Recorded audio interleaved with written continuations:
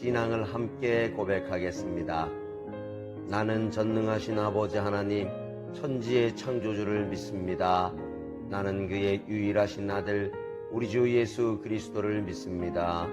그는 성령으로 잉태되어 동정녀 마리아에게서 나시고 본디오 빌라도에게 고난을 받아 십자가에 못 박혀 죽으시고 장사된 지 사흘 만에 죽은 자 가운데서 다시 살아나셨으며 하늘에 오르시어 전능하신 아버지 하나님 우편에 앉아 계시다가 거기로부터 살아있는 자와 죽은 자를 심판하러 오십니다. 나는 성령을 믿으며 거룩한 공교회와 성도의 교제와 죄를 용서받는 것과 몸의 부활과 영생을 믿습니다. 아멘.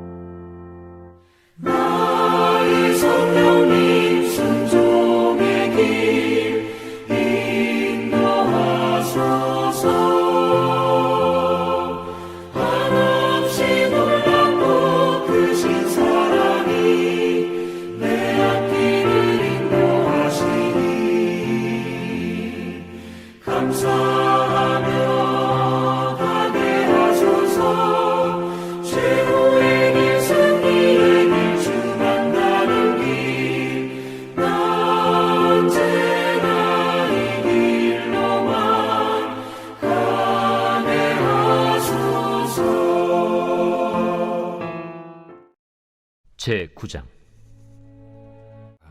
예수께서 승천하실 기약이 차감해 예루살렘을 향하여 올라가기로 굳게 결심하시고 사자들을 앞서 보내심에 그들이 가서 예수를 위하여 준비하려고 사마리아인의 한 마을에 들어갔더니 예수께서 예루살렘을 향하여 가시기 때문에 그들이 받아들이지 아니하는지라. 제자 야고보와 요한이 이를 보고 주여, 우리가 불을 명하여 하늘로부터 내려 저들을 멸하라 하기를 원하시나이까? 예수께서 돌아보시며 꾸짖으시고 함께 다른 마을로 가시니라. 길 가실 때에 어떤 사람이 여짜오되 어디로 가시든지 나는 따르리이다. 여우도 굴이 있고 공중의 새도 집이 있으되 인자는 머리 둘 곳이 없도다. 또 다른 사람에게 나를 따르라. 나로 먼저 가서 내 아버지를 장사하게 허락하옵소서. 죽은 자들로 자기의 죽은 자들을 장사하게 하고 너는 가서 하나님의 나라를 전파하라. 주여, 내가 주를 따르겠나이다마는 나로 먼저 내 가족을 작별하게 허락하소서. 손에 쟁기를 잡고 뒤를 돌아보는 자는 하나님의 나라에 합당하지 아니하니라. 12절 말씀입니다. 손에 쟁기를 들고 뒤를 돌아보는 것은 마땅치 않다. 우리는 소돔과 고모라 이야기를 압니다. 뒤를 돌아보지 말라고 하였는데 롯의 아내는 뒤를 돌아보다 무엇이 되었습니까? 소금 기둥이 되지 않았습니까? 우리는 뒤를 보는 자가 아니라는 것이지요. 주님의 제자는 뒤를 돌아보아 소금 기둥이 되는 것이 아니라 앞으로 나아가 하나님 나라를 전하는 것입니다. 지금 하나님 나라를 전해야 하는 것이지요. 우선순위는 뒤가 아닙니다. 과거가 아닙니다. 바로 지금 우리는 결단하고 예루살렘으로 가야 합니다. 바로 지금 우리는 결단하고 하나님 나라 복음을 전파하는 것입니다. 51절에서 55절 말씀을 요약해 보면 예수님은 승천하시기를 결심하시고 사마리아 한 마을로 가는데 그 도중에 사마리아 한 마을에서 예수님을 거부한다는 내용입니다. 56절에서 62절에는 예수님이 사마리아 다른 마을로 들어가게 되는데 이때 세 사람을 만나게 됩니다. 세 사람에게 예수님은 무엇라고 말씀하셨습니까? 인자는 머리 둘 곳이 없다. 장사는 죽은 자가 하게 하라. 가족과 작별 인사를 하는 것이 아니라 먼저 너는 하나님 나라를 전파하라. 예수님은 이렇게 말씀하십니다.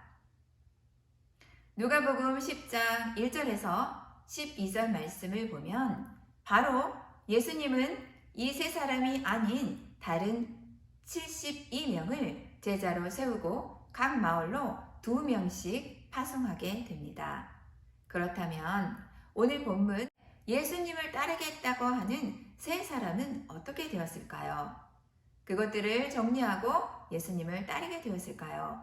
아니면 그것들로 인해 근심하며 예수님을 따르지 못하는 세 사람이 되었을까요? 누가복음 10장 6절에 보면 말씀을 전할 때 전대, 자루, 신을 가지고 가지 말고 하나님 나라를 전파하라고 말씀하십니다. 복음은 우리가 가진 그 어떤 것을 전하는 것이 아니라 십자가를 전하는 것입니다. 십자가에서 하나님의 사랑이 완성되었으므로 십자가의 사랑을 전하는 것이 온전하다는 것입니다. 그것으로 됐다는 것입니다. 사망에서 생명으로 옮겨졌다는 바로 이 사실만을 전하라는 것입니다. 복음에 그 어떤 것도 더하지 말라는 것입니다. 하나님의 사랑이 십자가로 완성되지 않았습니까? 우리는 죽음에서 생명으로 옮겨졌다는 바로 이 진리, 이 사실, 하나님의 사랑을 전하면 족한 것입니다. 하나님의 사랑을 전하는 데 있어서 집이 필요하지 않다는 것이지요. 하나님의 사랑을 전하는 데 있어서 가족이, 친족이, 우리가 가진 인맥이 중요하지 않다는 것입니다.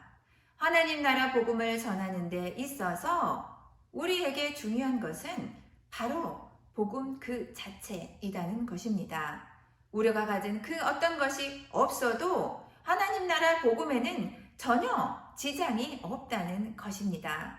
그렇다면 여러분, 내가 이것이 없어서 저것이 없어서 복음을 전하지 못해 혹시 이런 이유 때문에 고민하는, 아파하는 여러분이 계십니까?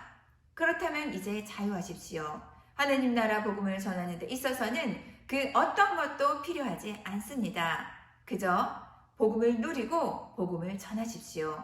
하나님의 사랑을 누리시고 하나님의 나라를 전하면 됩니다. 하나님 나라의 복음을 전하는데 우선순위는 우리가 가진 그 어떤 것이 아니라는 이 사실이 여러분을 자유하게 하고 오늘 여러분에게 기쁨을 누리게 하는 가장 큰 이유가 되기를 소망합니다. 누가복음 저자는 전체적으로 보아 나눔을 강조합니다. 우리에게 물질이 있다면, 우리에게 시간이 있다면, 우리에게 좋은 관계가 있다면 여러분, 하나님 나라 복음을 위해 기꺼이 나누어 주십시오. 그러면 여러분의 기쁨이 넘쳐날 것입니다. 확신합니다. 우리 삶을 돌아보면 이 말씀이 우리의 삶에 어떻게 적용돼야 하나요? 우리 모두는 정말로 겸손해야 합니다. 그 어떤 것으로 인해 복음이 전해지는 것이 아니라는 말씀이니까요. 기쁨이 하늘에서 뿌려집니다. 하나님은 우리에게 하늘에서 말할 수 없는 기쁨을 뿌리고 계십니다. 하나님 나라는 우리가 이 땅에서 아무것도 가지지 못한 것들 때문에 전할 수 없는 것이 아니라 너희가 아무것도 가지지 못한 자라고 여겨져도 너희는 충분히 하나님 나라의 복음을 전할 수 있다라고 말씀하십니다. 이 땅에 소외된 자, 인맥이 없는 자, 가진 것이 없는 자, 우리는 이제 우울해할 필요가 없습니다. 가진 것이 충분하지 않다면 어떻습니까? 필요한데 지금 당장 가질 수 없습니다. 그렇다면 우리의 삶이 불편하겠지요? 그것은 맞습니다. 그러나 그것들로 인해 복음을 전하지 못하도록 막지는 못한다는 사실을 여러분은 이제 알게 됩니다. 사랑하는 하늘소망교회 성도 여러분 모두와 그리고 제가 이 사실을 누리기를 원합니다. 이 기쁨을 누리기를 원합니다. 그러니 용기를 내십시오. 여러분 모두는 하나님의 사랑하는 귀한 복된 자녀입니다. 주님의 제자들입니다. 우리는 하나입니다. 하나된 공동체의 사랑의 힘을 덧입어 용기를 내어 복음을 전하십시오. 사랑을 전하십시오. 복음은 먼저 복음을 전하는 우리에게 희망과 소망과 용기를 주고 우리를 새 사람 되게 하며 복음을 전달받는 자에게 똑같이 새 사람을 누릴 수 있도록 기회를 주는 것입니다. 기도합니다. 사랑과 은혜가 충만하신 하나님 아버지 감사합니다.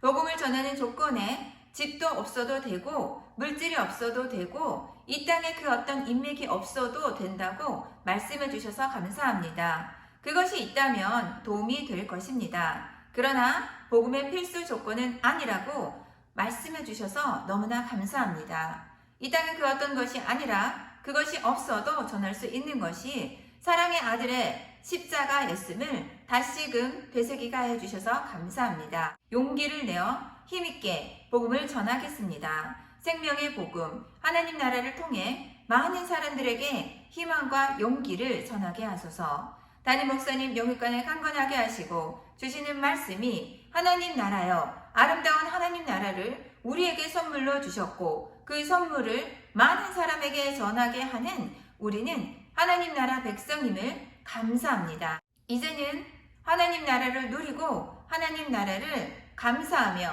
하나님 나라를 전하게 하소서. 사랑이 많으신 예수님 이름으로 감사의 기도 드립니다. 아멘.